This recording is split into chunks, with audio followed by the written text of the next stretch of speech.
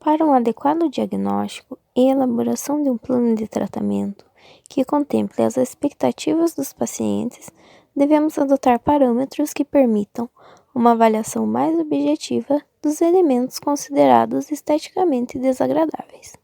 Linhas, pontos e curvas de referência podem ser adotados para a avaliação estética do indivíduo, analisando desde características faciais até características intrínsecas do sorriso.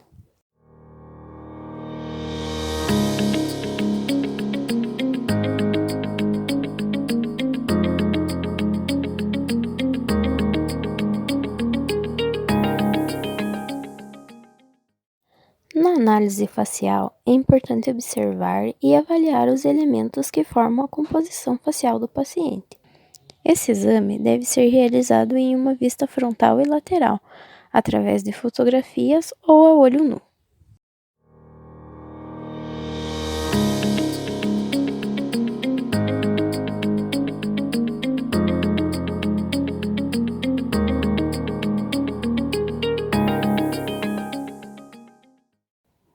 Na análise facial, algumas linhas de referência, horizontais e verticais, são delineadas para a composição da geometria facial.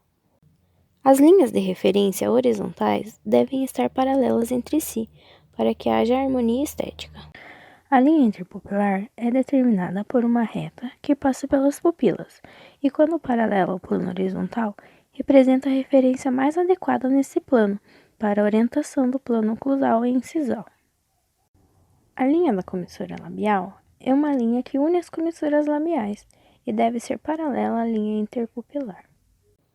A linha do couro cabeludo tangencia o início do couro cabeludo. A linha glabelar é uma linha paralela ao plano horizontal da face, que passa na altura da glabela. A linha interalar tangencia a parte mais inferior das asas do nariz. A linha mentual tangencia a parte inferior do mento. A face é dividida em 3 terços: superior, médio e inferior. A proporcionalidade da face é encontrada quando esses 3 terços possuem tamanhos semelhantes. O terço superior compreende desde a linha de inserção do cabelo até a glabela. O terço médio compreende a área entre a linha glabelar e a linha interalar. O terço inferior compreende desde a linha interalar até a linha mentual. As desarmonias faciais horizontais ocorrem quando existem discrepâncias entre as dimensões dos terços faciais.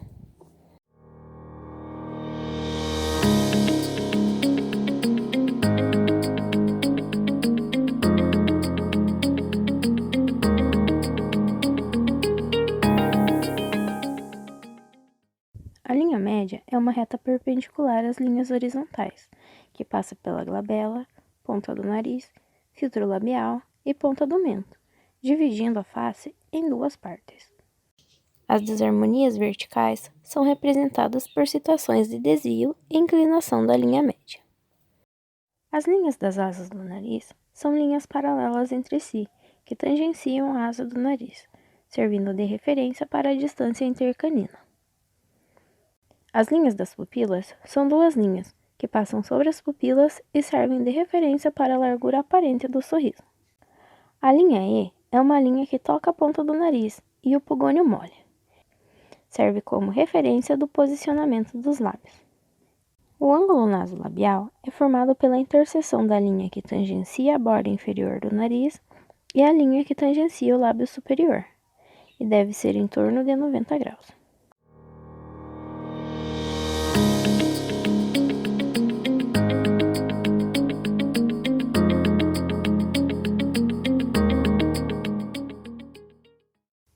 Os lábios devem fazer parte da análise do paciente e são analisados em repouso e durante o sorriso.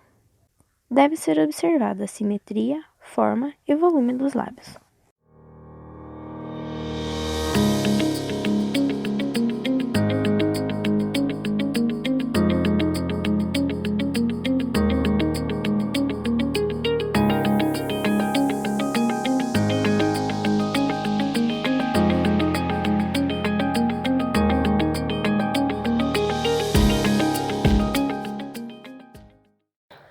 linha do sorriso avalia a exposição dental e gengival durante o sorriso.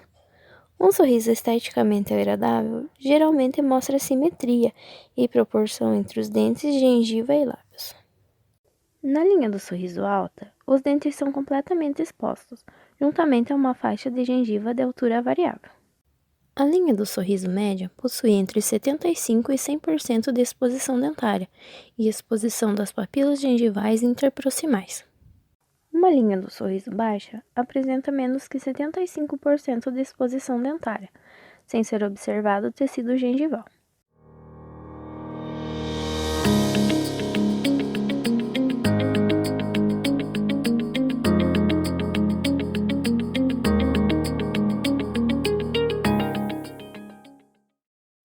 A curvatura do lábio superior é retilínea quando a comissura está na mesma altura em relação ao centro da borda inferior do lábio, e côncava quando a comissura está mais baixa.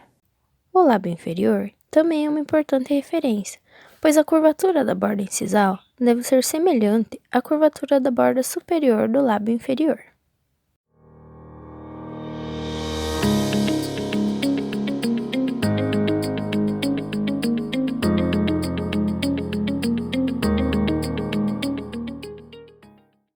A largura do sorriso avalia a quantidade de dentes visíveis.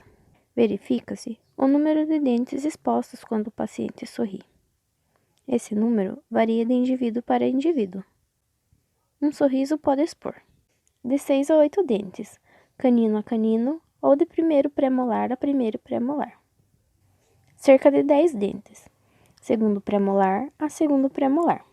12 a 14 dentes, primeiro molar a primeiro molar, ou segundo molar a segundo molar.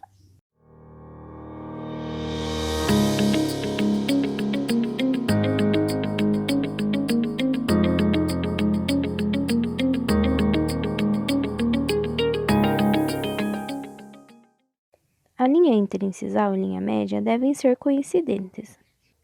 Quanto maior a discrepância entre essas linhas, maior é a percepção de assimetria e, consequentemente, maior o desfavorecimento estético.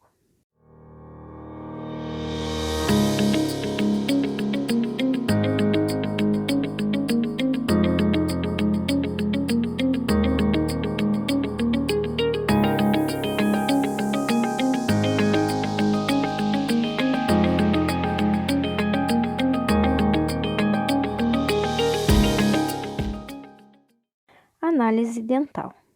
Existe íntima relação entre a forma da face e dos incisivos centrais superiores. Os dentes podem apresentar formato ovoide, triangular, retangular ou quadrado. A forma ovoide é tida como a mais agradável, principalmente para as mulheres. A forma triangular é tida como a menos agradável.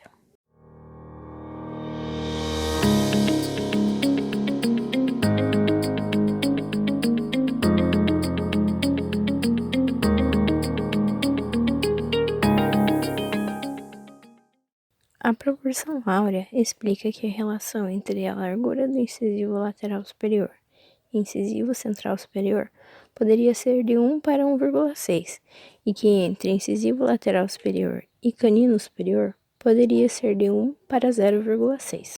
Dessa forma, o incisivo central superior deve se destacar 60% mais que o incisivo lateral superior, que por sua vez deve se destacar 60% a mais que o canino superior. A proporção áurea trabalha apenas com a área visível de cada dente.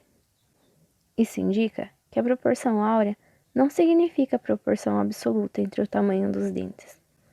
A proporção ideal entre largura e altura do incisivo central superior é de 80%.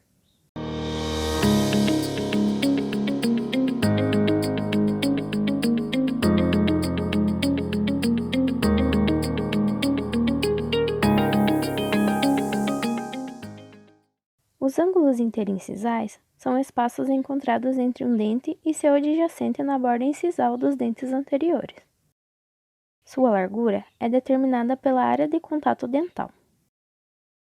Nos incisivos superiores, como a área de contato é muito ampla, proporcionam um pequeno ângulo interincisal. Aumentam na direção dos caninos.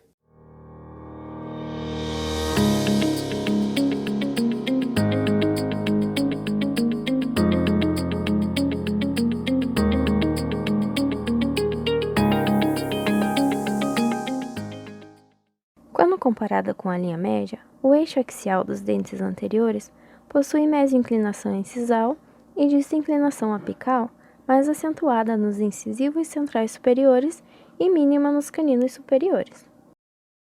É favorecida pela posição distal do zênite gengival.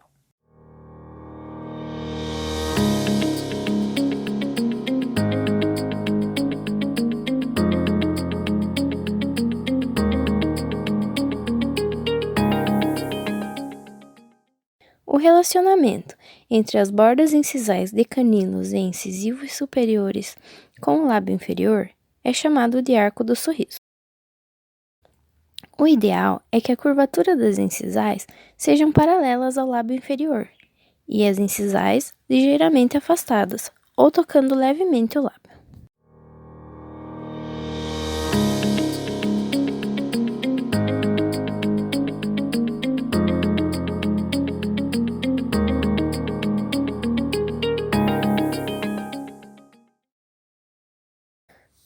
O planejamento digital possibilita o mapeamento das áreas a serem restauradas, seleção de cor, forma e tamanho das peças protéticas.